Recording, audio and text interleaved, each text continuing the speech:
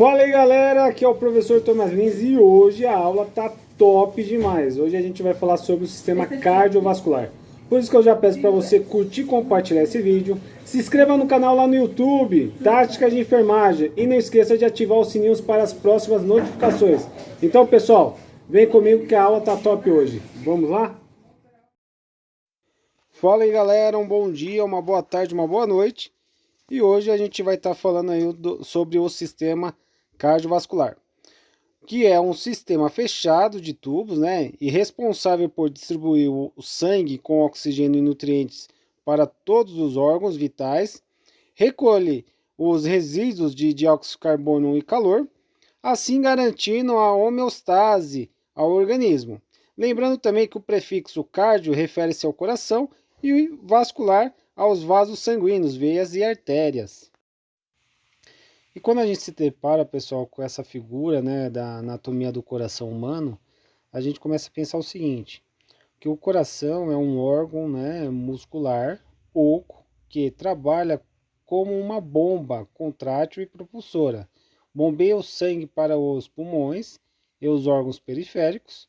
É composto por um tecido muscular estriado cardíaco, inervado pelo sistema nervoso autônomo e parasimpático, situado na cavidade torácica entre os pulmões, no mediastino. Cerca de 2/3 apresentam-se à esquerda da linha mediana. Tem a forma de um cone, cujo ápice fica voltada para baixo, sobre o diafragma, e a base do coração corresponde à extremidade superior, de onde entram e saem, né, os grandes vasos. Olha só que legal. Então, pessoal, a gente observa aqui a posição do coração, como havia falado anteriormente. Lembrando também que o coração fica envolvido e protegido pelo pericárdio parietal, que consiste em um saco seroso de tecido conjuntivo fibroso, como nessa figura acima. O pericárdio possui duas porções. Vamos na primeira? Pericárdio fibroso protege e sustenta o coração no mediastino e evita distensão excessiva. E por segundo aí, pericárdio seroso produz o líquido pericárdico que lubrifica e protege contra atritos e ocupa a cavidade do pericárdio. Pessoal, agora a gente vai falar sobre as paredes do coração. O coração possui 3 camadas, ou paredes, né? A primeira é o epicárdio, é a camada externa, o espaço entre o pericárdio parietal e o epicárdio constitui a cavidade do pericárdio, beleza? A segunda é o miocárdio, é a camada média, mais espessa, constituída por tecido muscular cardíaco, responsável pela ação de bombeamento do coração. Olha o tamanho dessa espessura da camada, pessoal. E o endocárdio é a camada mais fina que reveste o interior do miocárdio e recobre as válvulas cardíacas.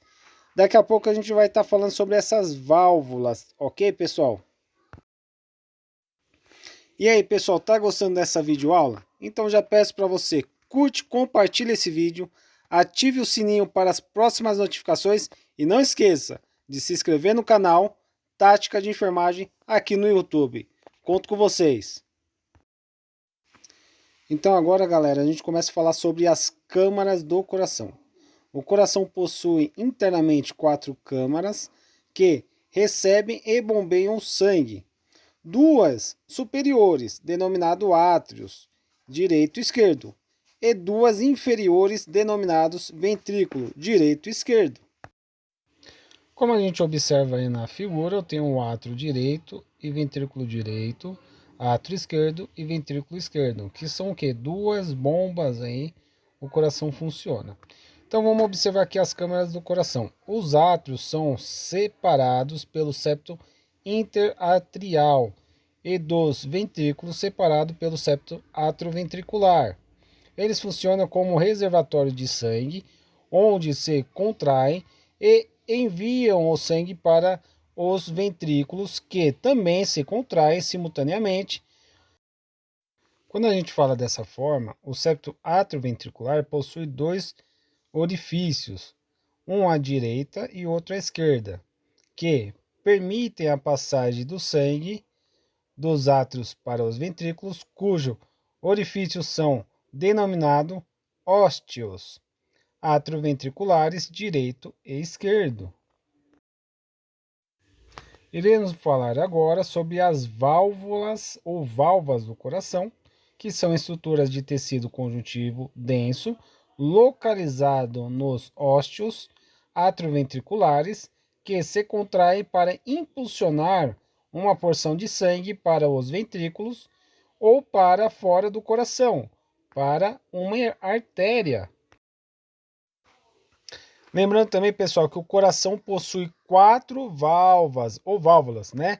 Sendo 2 atrioventriculares, a tricúspide e bicúspide, sendo que a bicúspide também é chamada de mitral, que abre durante a diástole, permitindo a passagem de sangue dos átrios para os ventrículos, e 2 semilunares, a pulmonar e a aórtica, que durante a sístole permite ao sangue que se encontra nos ventrículos prosseguir aí, pessoal, em direção à artéria pulmonar e aórtica. Nessa figura a gente consegue observar, né, a posição de cada válvula, né, e aonde está localizada. Preste atenção nessa figura. Pensando aí na localização das válvulas, pessoal, a questão da atrioventricular, a válvula tricúspide está entre o átrio direito e o ventrículo direito. Já a válvula bicúspide ou mitral, entre o átrio esquerdo e o ventrículo esquerdo. Já, pessoal, a localização das válvulas semilunares, a válvula aórtica, ela está localizada entre o ventrículo esquerdo e a artéria aórtica. Já a válvula pulmonar localiza-se entre o ventrículo direito e a artéria pulmonar. Anteriormente tinha comentado com vocês que iria falar sobre sístole e diástole. Lembrando que sístole é a contração do coração e a diástole o relaxamento. Quando a gente fala aí da sístole e a diástole, são 2 estágios do ciclo cardíaco. A sístole é a fase da contração do coração, onde o sangue é bombeado para os vasos sanguíneos. Já a diástole é a fase de relaxamento, fazendo com que o sangue entre no coração. Já quando a gente fala sobre o que ocorre durante a sístole e a diástole, a gente pode falar o seguinte, pessoal. Durante a sístole, as válvulas atrioventriculares impedem o refluxo de sangue dos ventrículos para os átrios. Já as semilunares, elas evitam o refluxo de sangue da artéria pulmonar e da aorta para os ventrículos durante a diástole. Vamos fixar essa ideia? Então não perca esse vídeo aí, já presta atenção nesse resumão e não perca a próxima videoaula, que será sobre pequena e grande circulação. Conto com vocês. Acho que todos nós já sofremos um corte, não é mesmo? Quando isso acontece, acabamos ficando mal não só com a dor, mas também com a quantidade de sangue que vemos sair do ferimento. E falando nisso, você sabia que aproximadamente 8% do peso de uma pessoa corresponde ao volume de sangue no seu corpo? Por debaixo da pele nós temos muito sangue circulando. Mas e quem faz ele circular? Esse é o trabalho do sistema cardiovascular, cuja função é conduzir o sangue por todas as partes do nosso corpo. Quer saber como isso é possível? Continue aqui conosco que nós vamos. O coração é um órgão muscular que se localiza na caixa torácica, entre os pulmões, cuja função é bombear o sangue para o nosso corpo. Ele é oco e musculoso, envolvido por uma membrana cujo nome é pericárdio. Internamente, as cavidades cardíacas são revestidas pela membrana chamada endocárdio. Suas paredes são constituídas por um músculo, o miocárdio, que é responsável pelas contrações do coração. O miocárdio apresenta internamente 4 cavidades, 2 superiores, denominadas átrios, e 2 inferiores, chamadas de ventrículos. Enquanto os átrios são responsáveis pela entrada de sangue no coração, os ventrículos atuam na distribuição de sangue para o organismo. É importante destacar também que o lado esquerdo do órgão possui sangue rico em oxigênio, enquanto que o lado direito contém sangue rico em gás carbônico. Para impedir o refluxo do sangue dos ventrículos para os átrios, existem as válvulas. O fluxo de sangue no sistema circulatório é contínuo e, para isso, o coração realiza 2 movimentos, sístole e diástole, ou seja, contração e relaxamento. A sístole é um movimento de contração em que o sangue é bombeado do coração para o corpo. A diástole é um movimento de relaxamento, quando o coração se enche de sangue. Você sabia que isso tem a ver com nossos batimentos cardíacos?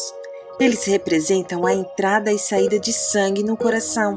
No ciclo cardíaco, são produzidos os batimentos, sendo que a primeira batida corresponde à sístole e a segunda marca o início da diástole. De maneira simplificada, podemos dizer que o coração funciona como uma bomba dupla. O lado esquerdo do órgão bombeia o sangue arterial, rico em oxigênio para as diversas partes do corpo, e o lado direito bombeia o sangue venoso, rico em gás carbônico para os pulmões. Para entender como isso funciona, veja a seguir os 2 tipos de circulação do sistema cardiovascular, a pequena circulação e a grande circulação. Então, pessoal, não perca a próxima aula, que iremos continuar sobre esse assunto e falar sobre pequena e grande circulação. Conto com vocês.